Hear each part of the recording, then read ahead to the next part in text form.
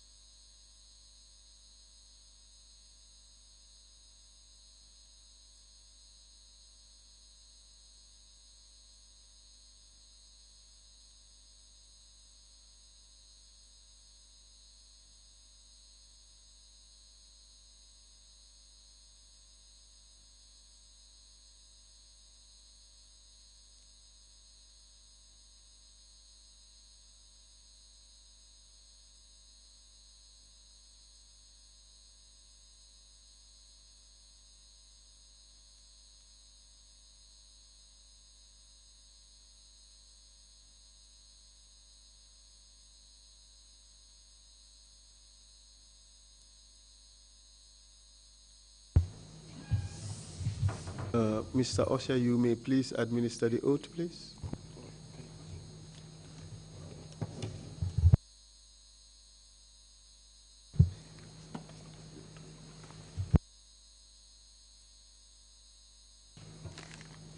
I, Lamin Wajuara, I, Lamin Wajuara, do swear that do swear that I'll speak the truth, I'll speak the truth, the whole truth, the whole truth, and nothing but the truth.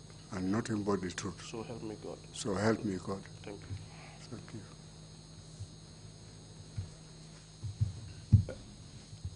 Leave it on, please. Good morning, sir. Morning. Welcome to the TRRC. Thank you.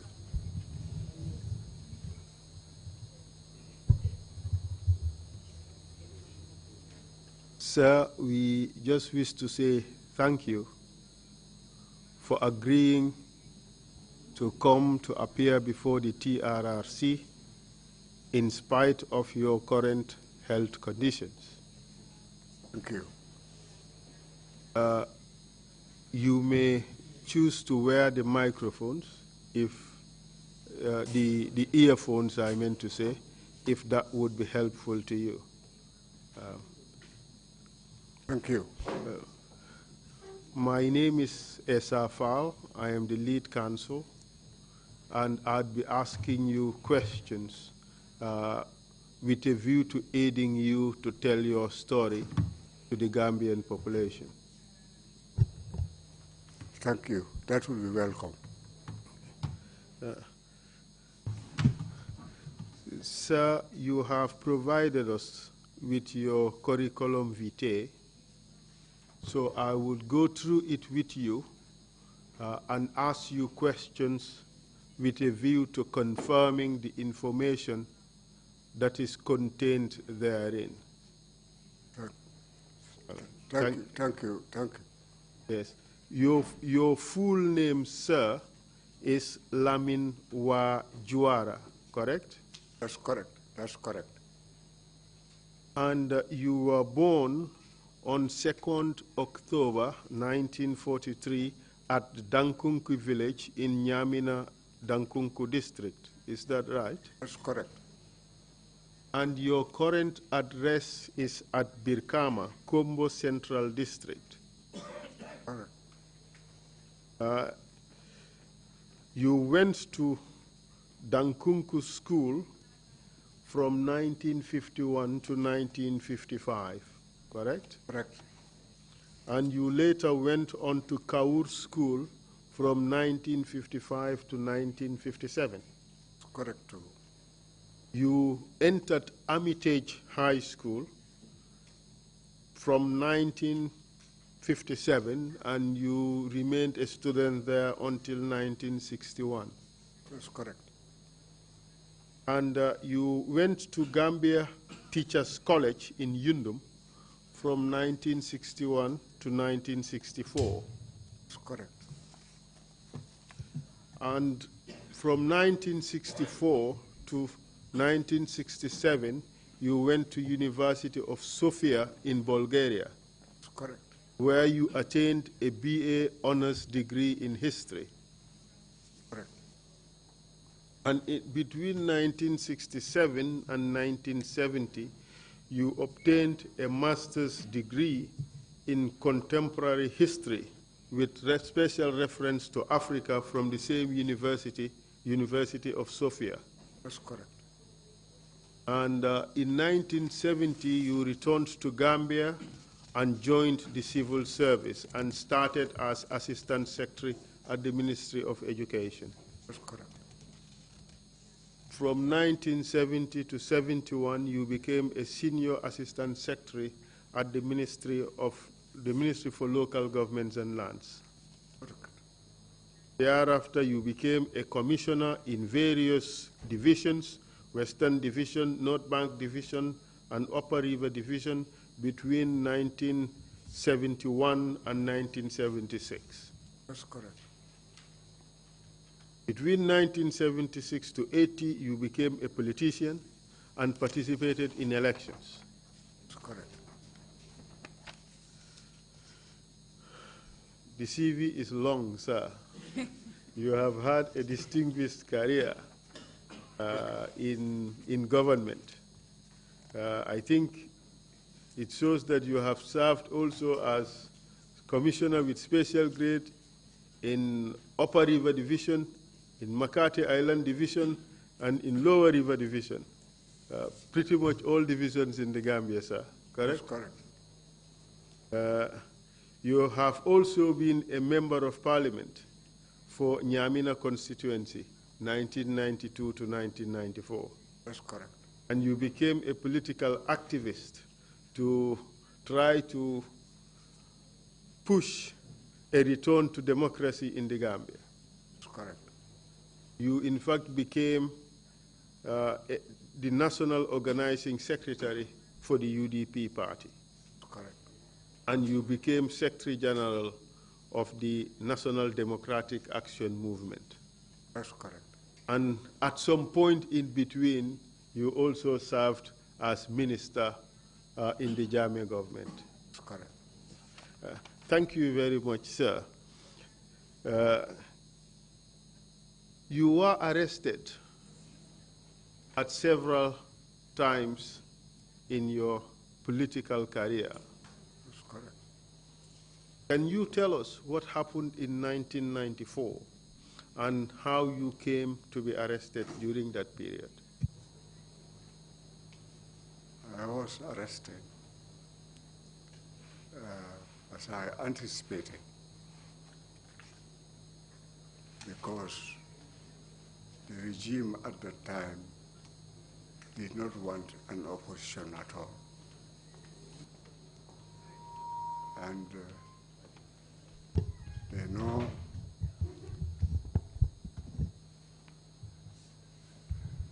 they know my history and the political role I played.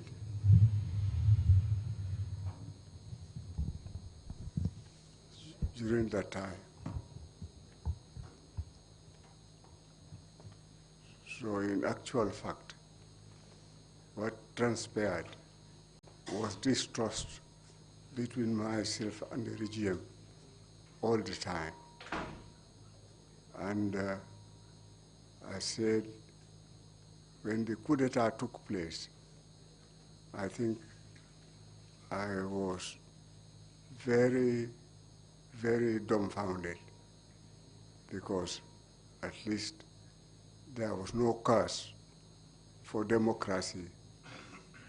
It has already existed, and Gambia, one of the most democratic organizations. And D.K. Jawara was a tolerant politician who accepted people of all opinion, and some of us even thought that was a weakness. We thought he should have been stronger. And now, with what existed and how it happened, was very dumbfounded. And I was one of the people that suffered internally, all along, that I have seen the Gambia trying to do away with everything that we had credit for, despite our small size and economy. And we now have to put up with an intolerant government that is totally against everything that is decent across the whole country. And there were only two strategies that one has to develop: beer, and also make sure that the government does not make you into what he wants, because these are the strategies that they wanted. You are either tolerant, you accept what we say, or we do what we want. That was the situation in the Gambia. And initially, this was very difficult for me because I was related to Jawara. Despite the fact that I was not a PPP member of parliament at the time, I stood as an independent and won. In fact, I stood as an independent twice. I lost one in Sabasanjal, where Sekut Sabali was the opponent, and of course in Nyamina, where I was born. So this is the situation at that level, where I start. At the very early days of the junta, of the new government that overthrew Sir Dawda's government, you had problems with that government, which culminated to your arrest in 1994. Could you tell us about that event? Just as much as you can remember, sir. We understand that you may have difficulty remembering dates, but just tell us what you can remember about that incident when you were arrested soon after the coup d'etat in 1994, July 22nd, 1994. Soon after the coup d'etat, another member of parliament who was then in the governing party, he was at my teacher at the time, earlier on, is A. Njai. And when this thing happened, we used to sit down and discuss issues that we think that are very important to this country, because something has happened that we know will deal with our situation and maybe tarnish our image, something that we try to build all throughout. And this exactly was the situation that I had at least a mentor, somebody who was very important, and as a politician, he was very sober, and he had interest in me as a younger man and tried to influence what I do. I also wanted to satisfy him and make sure that our strategy also works out all along in the interest of the majority of the Gambian people. But in 1994, when Yaya Jammeh and members of the AFPRC took over the government, do you recall having been arrested during that period, together with other ministers? Yes, I do remember, because it was very difficult at the time, and hardly anybody can stand on your own without trying to belong to what Yaya Jammeh and his people stand for. And it was difficult to escape and hide whatever you are feeling so that nobody will come and tarnish your image at the earlier stage, because that was going to follow you all along. And for me then, it was really very difficult, because you were dealing with a situation that to me looks very not only brave, but cowardly, the way administrators deal with their subjects. And we were going on to a dictatorship from where we as a people, as a small country, was very proud of our government at the time. And this is what actually happened in the situation at the time. Did you make your views about that prospect, the move to dictatorship, did you make that view known to the public? There were very important people that I think are opinion leaders, and they can also work out and they carry a lot of weight with the people, whom you can confide in, with confidence, tell them what you think should be the situation. But it wasn't very easy, because you can never tell who is going to betray you. Because when you talk about a dictatorship, that means whatever the dictator likes, you have to take that. And from the early statements made by the leader of the military junta, it was clear to us that there is not going to be any democracy whatsoever. Do you recall during that period having been arrested and taken to Kairaba police station? I remember very well that arrest, because that was the beginning of a long road. And I was taken to Kairaba police station. And you were detained there for 11 days. Is that right? That is correct.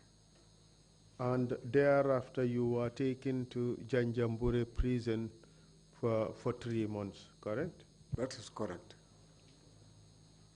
I went to Janjambure, and the interesting part of my stay in Janjambure was they brought few other people. Them also people like Karamo Fafati, who was from Salikenye, and a popular and strong PPP local politician. And these were all brought into Janjambure. Do you recall having been told the reasons for your arrest? I have not been told reasons for my arrest, because they wanted to intimidate me and said, this is going to be the end of your life, trying to threaten me if you continue opposing this important government that is trying to put the Gambia on stage. We know you know the people in Janjambure, and also you know the people in most of the regions, and you would want to play a very important role as a politician. Did they allow you to talk to a lawyer during this period? I wasn't allowed to talk to any lawyer. Were you charged before any court of law during that period? I was not charged before any court of law. During your detention in Janjambure, did they do anything to you? Yes, there are certain conditions that really was suffering, and I remembered with some people who were prison guards who were very friendly to me, and who appeared all the time to be very helpful, to tell me anything if they know that is being planned and that might be used against me. And one of these was to make sure that they use force. So they were persuading me to be very, very careful and not to deal with this, especially outside, on a single basis, because I was able to get some of the information out at the time.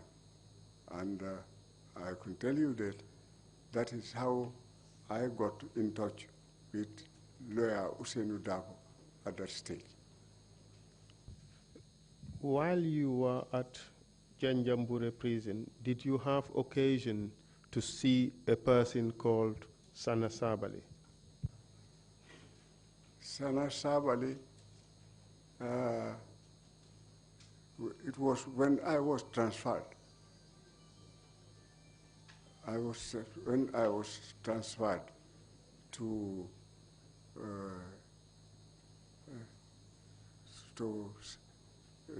mile 2 that I was able to meet Senator Sabali. During your time at Janjambure prison, did you have cause to go to the RVTH hospital soon after your release or before your release? After my release, I did. For how long did you stay at RVTH? I stayed and the RVTH. I don't think it's a very long time, but we had I had a total medical checkup to find out what my situation is at the time. Were you ever hospitalized at the RVTH during that period? I was hospitalized for a very short time. Why were you hospitalized there? Can you tell us why you were hospitalized there? I think so. At the time, they were battling with the idea of me suffering from diabetes. That was the beginning. But I did not actually know what diabetes is at that time and didn't know how much it's going to affect me. I am sorry, sir, that you were later diagnosed with diabetes. But during your detention at Janjambure, were you ever beaten?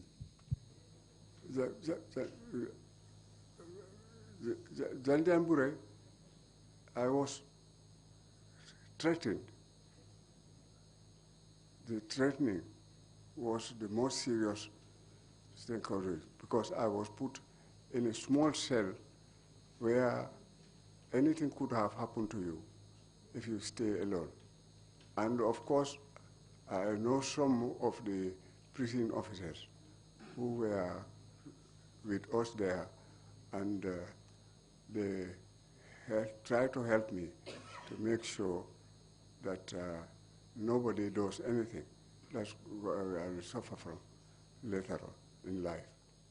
Do you recall a person called Momodou Bojang, a person who served as district commissioner in Janjambure? I recalled him. I know him very well too. And then he was then the commander's commander of Janjambure. Janjambure, not only the prison, but the entire area. Has he ever visited you in prison in Janjambure? He came to prison, yes, and gave me a warning that I should stay and keep away from all the people that I know and stay clean of politics in the country. Throughout the duration of your stay in Janjambure, you were never tortured. Is that right? I was never tortured. Thank you very much for that answer. Thank you. Up to the time of how about the conditions of detention at Janjambure? Can you tell us about it? The conditions were very bad, and because what you call solitary confinement was what I was subjected to. The other prisoners, the large prison population that live under the or a part of the area I had never known. Of course, I don't know whether we can call it privilege, because I was also taken to prison in Janjambure another time, and the conditions were completely different.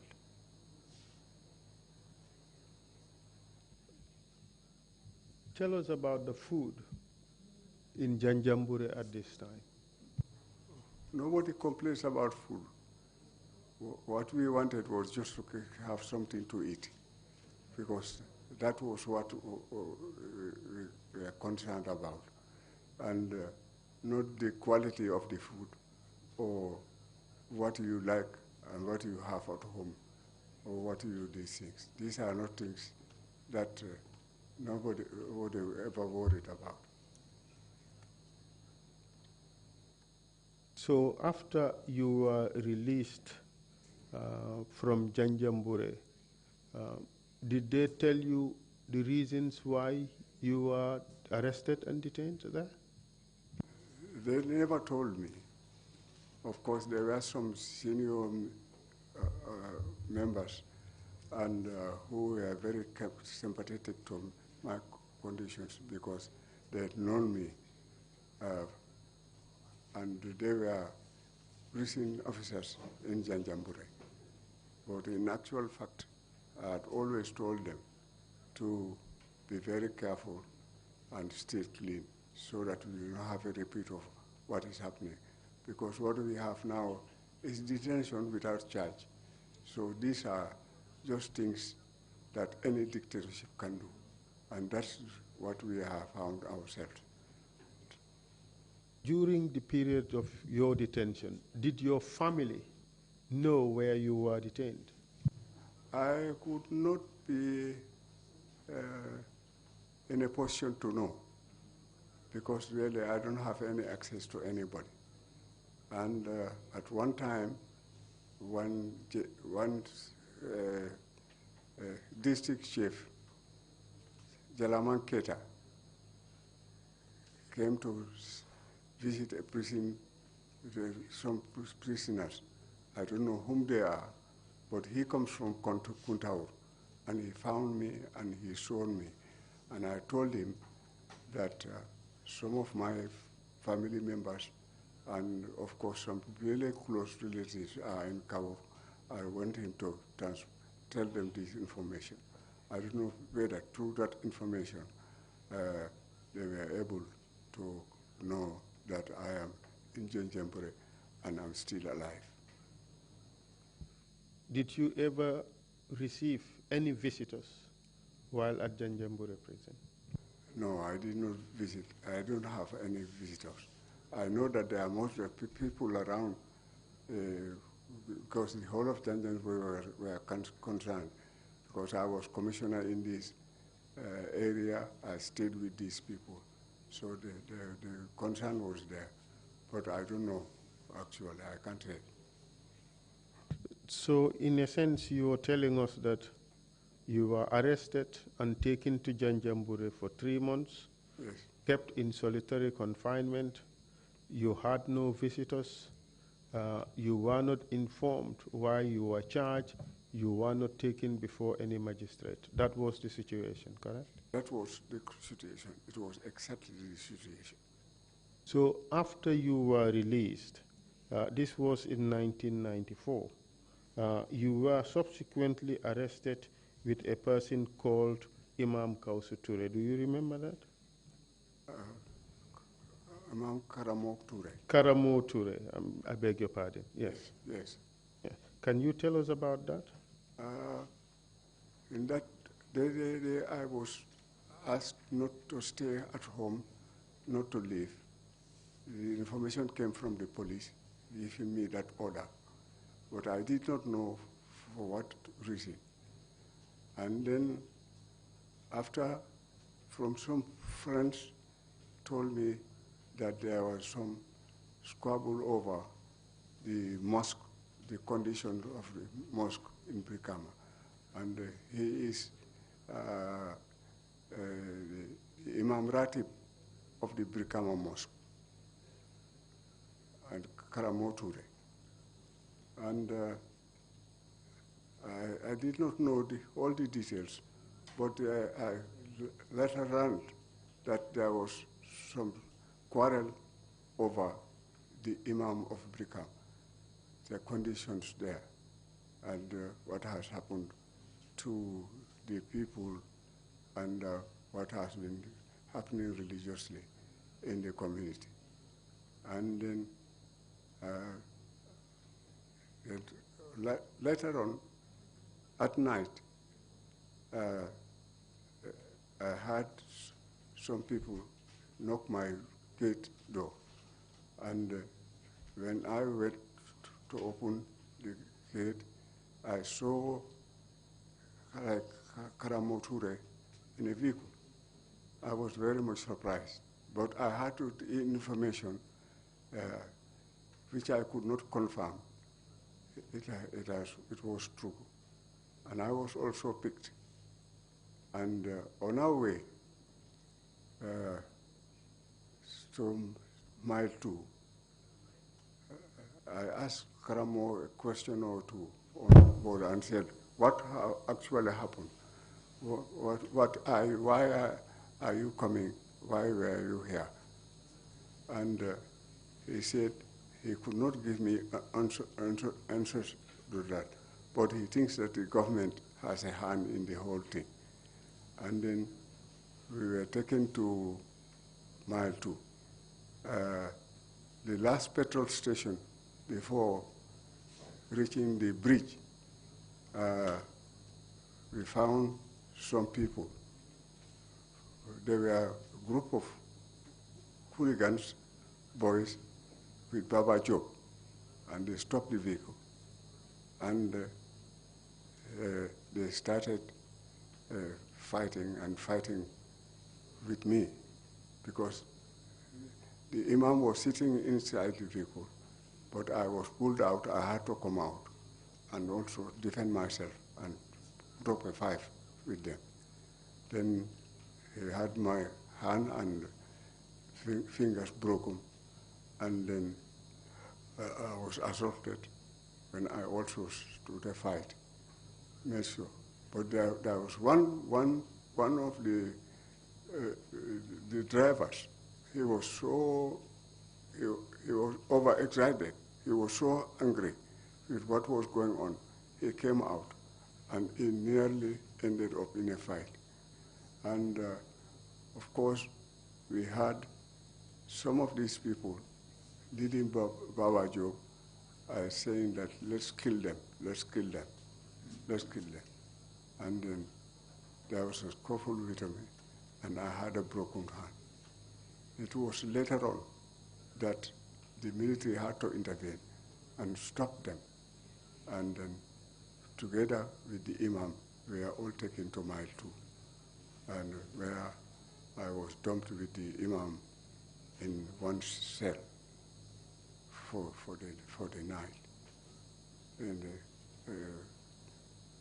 maximum security end of the place. This was exactly what happened.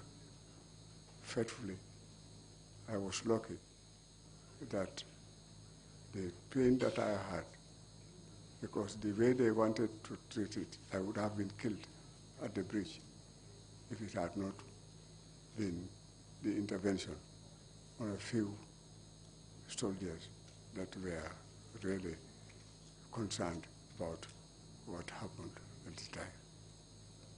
This group of hooligans, so-called hooligans you mentioned, who came to fight you with Baba Job, Yes.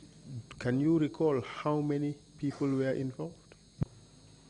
The people that were involved, there's a large number. It's huge.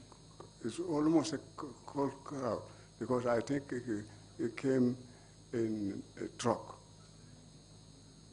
Truck brought them so that they can do whatever they want with us. Do you recall who was the leader of this group? Baba Job was the leader. Do you know for which organization Baba Job worked for at the time? I think that Baba Job at the time, for any Gambian that knows it, knows that he is working for the government of the day.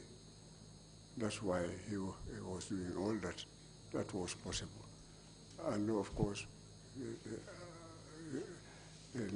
out of experience in what happened in Central River region, something like this happened later on, where Baba Job was involved in a big war with other members of other political parties. So this must have been a tradition in the way he behaved. But the faithful God who is all the time true, God who triumph always defends the correct thing.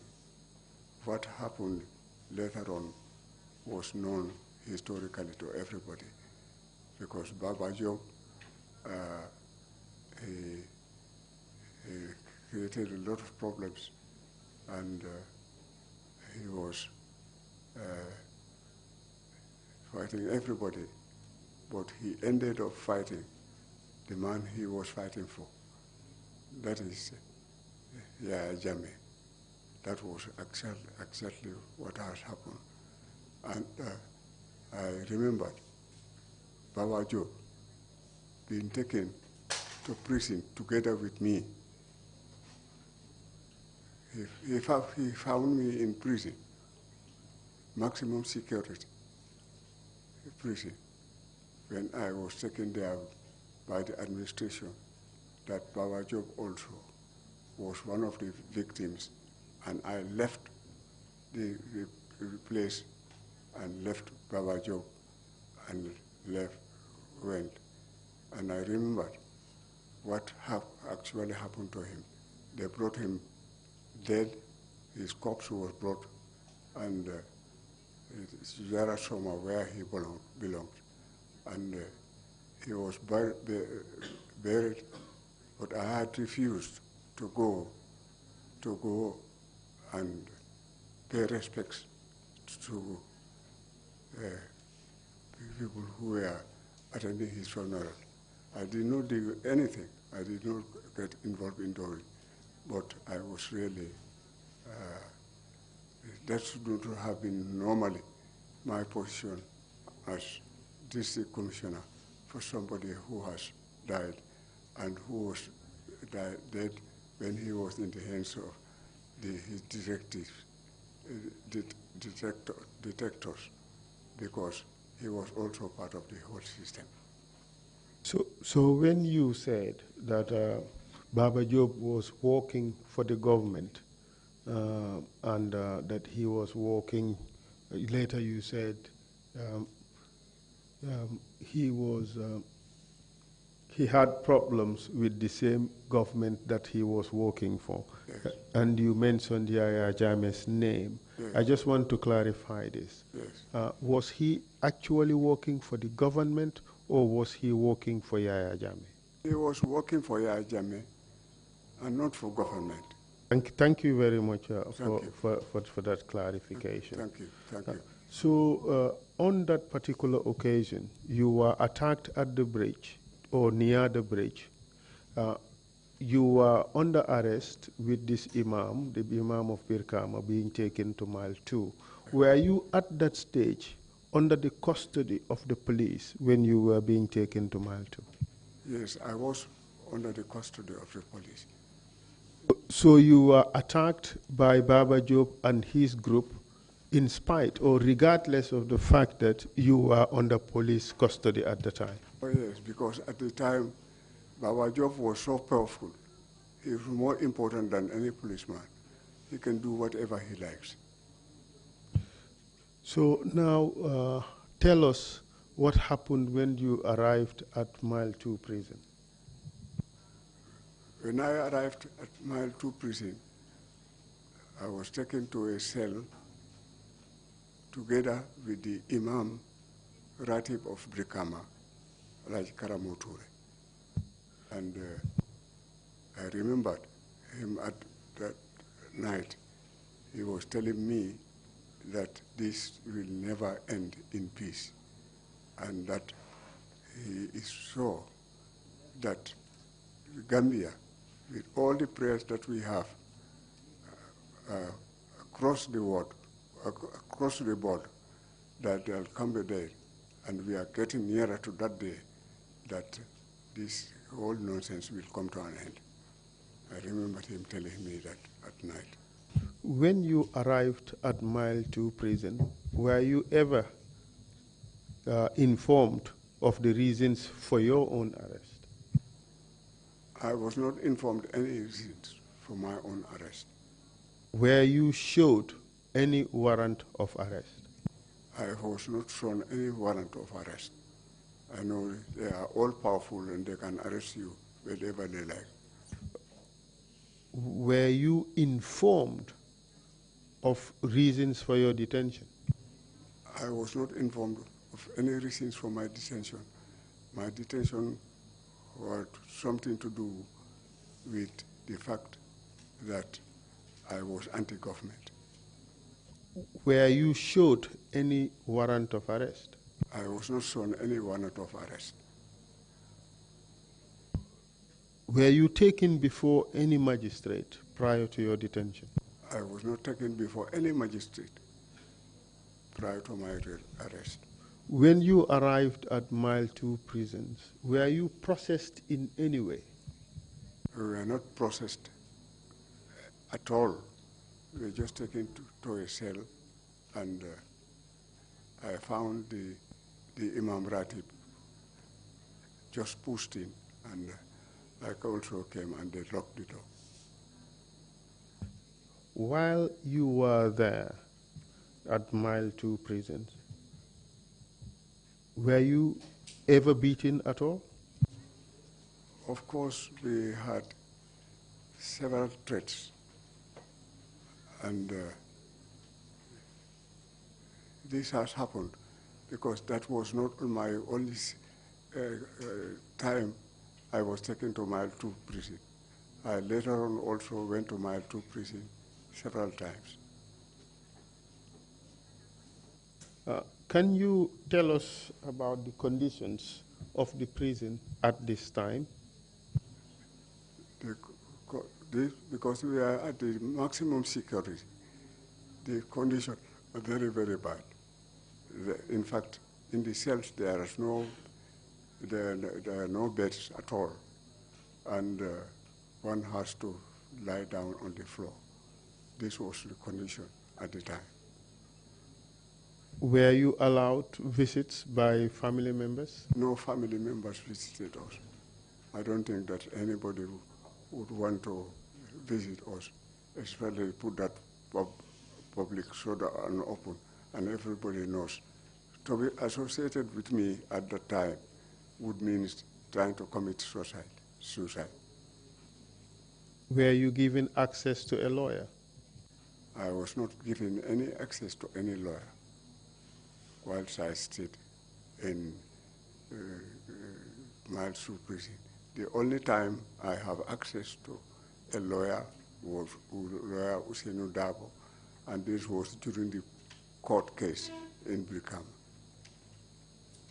On this particular occasion, did you have occasion to meet Sana Sabali?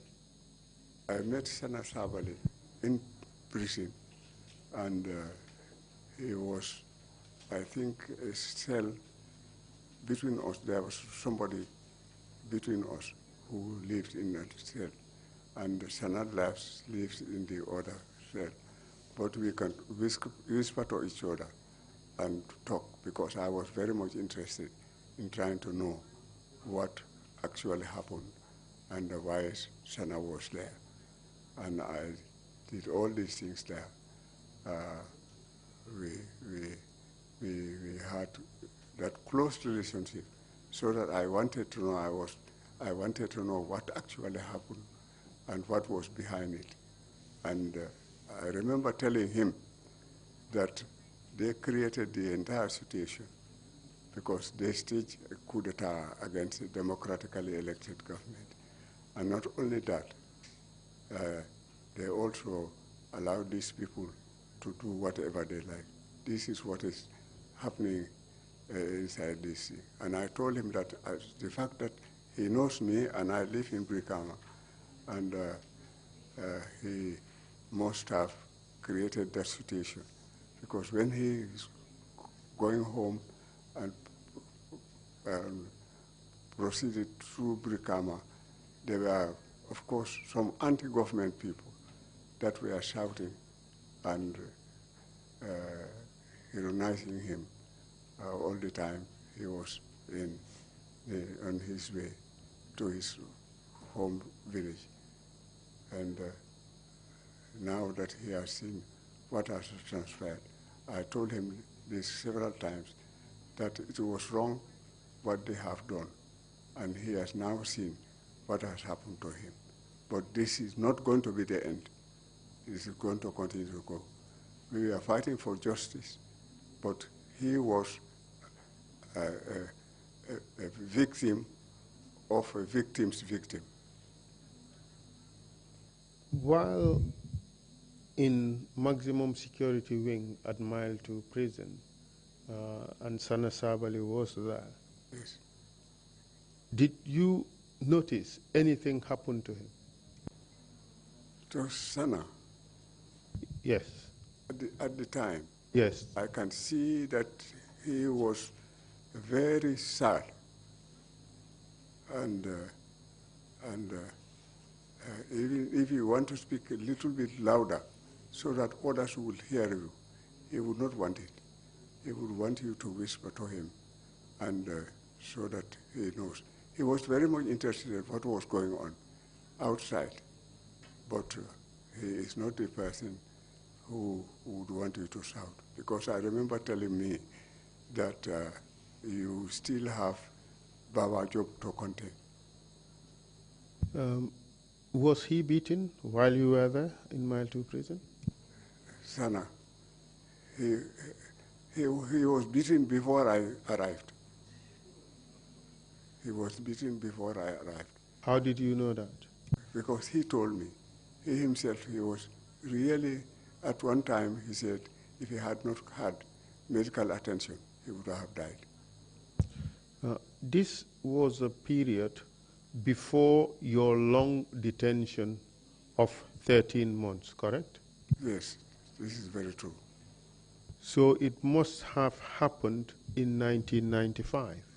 Does that truly put the time? I think that is correct. Thank you very much. Thank you. And you were released from detention after how long? Do you recall? I think shortly after. You remained in detention for 2 weeks in Mile 2, Yes, correct? yes. Do you know why you were released? I don't know. I have no idea why I was released. But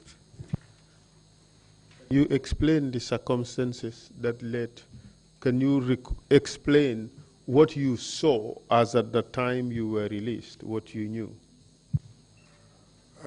at the time, of course, there were they brought in other people. I think these were people that had attacked because there was some attacks that were associated with these people in Jabakunda, in all these other things. And they came from Senegal, and they came from some of these things. They came in. They are Gambians, though. And I think this was at the time the information that was going around. On this particular occasion, did you recall, or could you recall, having to write a letter to the chairman of the AFPRC pledging support to the Jammeh government before your release? Did you have to do that? I don't think so. I can't remember it. All right. Thank you very much for that answer. Thank you. Subsequent to that arrest, you were arrested another time in 1996. Do you remember that? 1996, yes. And on this occasion, you were detained for 1 year. Do you remember that? Yes. What more can you tell us about that arrest and detention during this period?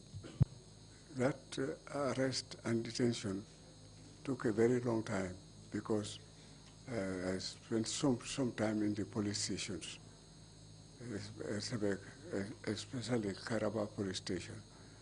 where I think I felt could at least the former Inspector General of Police, because he became Inspector General at that time, was the station officer who was controlling the entire these things. And I was kept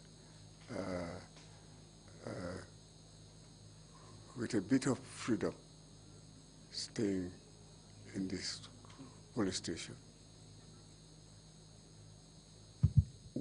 Do you know why you were arrested on this particular occasion? I did not know why I was arrested, because somebody informed me that they learned that I had police telephone connections with Jawara, where he was at the time. And this must have been true, because I wanted to inform him about the situation around, and tell them the conditions what are existing in the Gambia at the time. After Kairaba police station, were you subsequently moved to another location? I remembered being moved to Yundum. I don't know actually for what, but it has happened. And several other security places where for some of the reasons I cannot why that was actually happening, the transfer, leaving one area going to another. Did you end up in Georgetown? I ended up in Georgetown, yes. Janjambure prison, right? Janjambure prison, yes. And did they tell you why you were being taken to Janjambure prison? I was not told. I was not given any reason for being taken there. So since the arrest, you've been taken to Kairaba police station, you were there for some time, they took you to Yindum, you were there for some time, and you ended up being at Janjambure prison. Throughout this period, you were not told the reasons for your detention, correct? I was not told any reasons, because I remember I was taken to Janjambure at night. It was at night that we left the detention center here, and I was taken to Janjambure. For Janjambure also, the conditions were not very good at the time, because the place was overcrowded. That was the basic problem that inmates suffered. And I was one of them. And of course, some of them I know. I had known them before. So you can see. Prior to your detention, did they make you appear before a magistrate or a judge? I did not appear before any magistrate or any judge. The only time we appeared before a magistrate was when the whole thing came around here, and we had to be taken as prisoners on this Brikama mosque case. That was the time I was taken. So on this particular occasion, no formal charges were laid against you, correct? No formal charges. In fact, what they tried to do was to also relate, because lawyers were involved at this time, and they tried to concoct stories about what actually happened with the imam and all these other things, but it didn't work out, because really there was absolutely nothing that was criminal. When you arrived at Janjambure, were you processed in any way? In Janjambure, despite the threats and all these other things, these are institutions under my own destiny during the democracy. So really, the situation was completely different. And you can see that the cells were overflown, and people had to stay together and live under very bad conditions. But there was nothing really there to threaten me or accept any condition or to do anything. These were all things that I had refused to associate myself with. Do you know whether the fact of your detention was made known publicly by the government that was responsible for your detention? I know that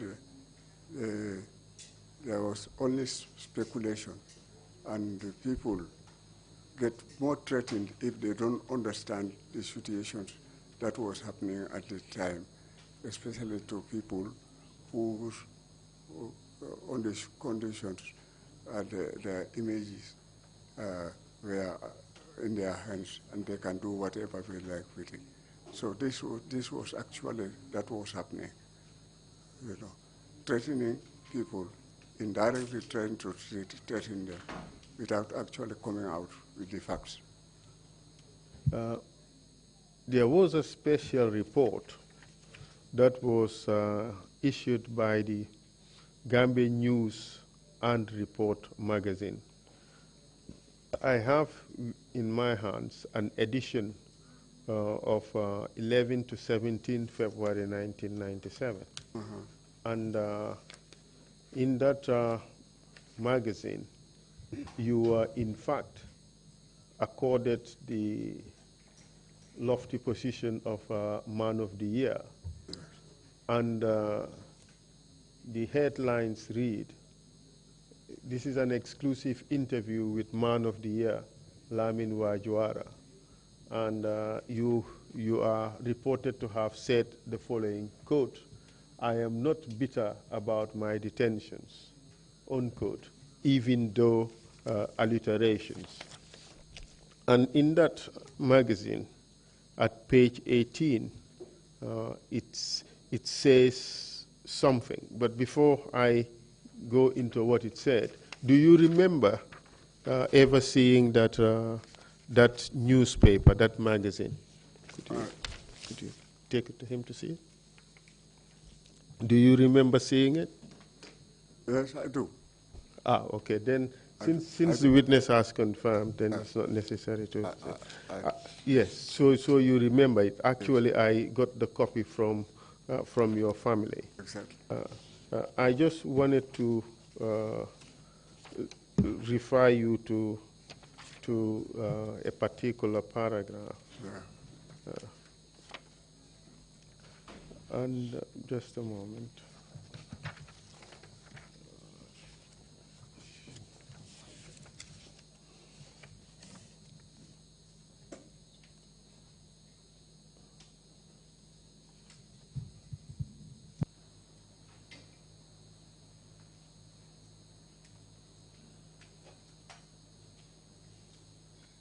Yes, at page 18, it talks about your arrest and detention for this 13-month period. And paragraph 3 of the article by Momodou L.C. Gay and Swaibi Konate, the third paragraph reads, quote unquote, quote, "They would not allow me to tell my family, and we drove straight to Georgetown, and you arrived there at night." Exactly. Is that correct? Exactly, that's correct. So the fact of your detention was being kept a secret from your family, is that right? Exactly, my immediate family. And you stayed in detention during this period for 13 months. That's very correct. In this article, you claim that you were being detained in a punishment cell. Could you tell us the reason why you think you were being detained in a punishment cell? At the tail end of the detention, I had an interview with one of the figures of the ruling governing party. And I think it must have something to do with this, that what is going to happen? Am I going to accept what the government is saying about me and my position as far as they are concerned? Or am I going to concede? And I said, I have nothing to be angry with. I am not angry with anybody. I think every Gambian is a Gambian, no matter they are good or they are bad. But what we need is that we need a country with such powerful people who are sustainable ventures. And those adventures will ultimately suffice to make sure that Gambia survives one day. These are my own blessings, that you are not a demigod. You cannot threaten people and do whatever you like. Conditions do exist that are beyond your own control. And that was my feeling. And if you want to threaten me so that I leave that threat, you will know that you are wrong, because you cannot threaten people. God is the only Allah of the entire world and controls situations as if they happen just now. So to me, that's not important. I don't look at people and think that they are so important that you can cow me down and bring me down on my knees. That is the last thing I will accept with anybody. You can put me into hand gloves, you can put me in a cell, but your mind, my mind, you can never control. And I think at this stage, we are talking to each other to see, because they are feeling so powerful, they think that they can do whatever they like. And I felt that I am not powerful, but God is so powerful. God can do whatever he likes. All you need is the truth. Whatever else you do is just a waste of time. In this article, you talked about the reasons why you were treated in the manner in which you were treated in the first few weeks of your detention. Exactly. And this is what you had to say. Exactly. Quote, the article says, with an initial objective to break him down, he said he was first put in solitary confinement in a punishment cell with very little ventilation for the first 6 weeks. Is that correct? That's very correct. It's very true. And in that article, you described the punishment cell as a place that was always dark and you had no sense of time. There were no bedding facilities, no smoking and showers at 6:30 a.m. so as not to be seen by the other inmates, as one is cut off completely from human contact. The only toilet was the pail system. Does that accurately describe the conditions of detention at the time? That was correct. It was positively correct. And I'm happy that this is coming out and people are beginning to learn some of the suffering and the humiliation that we were put on. This is exactly what happened. And it went on to say that after 6 weeks of this, you were transferred to a single cell with beddings and proper ventilation, and one could talk to the guards. this was a gradual relaxation of the difficult conditions that you faced, correct? That happened. Gradually it did happen. The article suggests that ultimately you wrote a letter to President Jammeh, and after that letter you were released. Do you recall that? Yes, I remember writing that letter because obviously it wasn't positive, just staying under inhuman conditions. And yet you talk about imprisonment. Imprisonment cannot go with conditions like that. There was controversy as to what was the content of the letter. And indeed, in this article, it says you claim that the letter that was alleged to have been written by you to Jammeh was cheap propaganda. You suggested that the full content of what you wrote was not published. Do you recall that? I think that's so correct. Well, now you have the chance to talk to the Gambian people. Can you tell us what you said in your letter? I will. And I think what I tried to portray, and I made these things absolutely clear to Zambia, that I am a historian. I've gone through the history of other countries where dictatorships have stayed, and we have seen what has happened.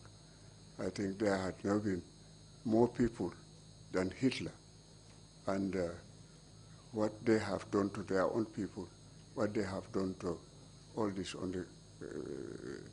dictatorships all over the world. They have something in common. That is, one wants to have one say at every level, and want this thing to be done the way it should be done. That is through force, and that is what Jammeh is trying to do today. He is trying to have a say over the Gambian people at all levels, at all times, not even having people who say no at all. When you cease to have people tell you no, then you don't become only a dictator. You become inhuman. And this is what has happened. And if he had read history, he would have known what actually transpired to most dictatorships during his history, because this is what happened. Powerful people who have power and they have say over everything, and then they turn around and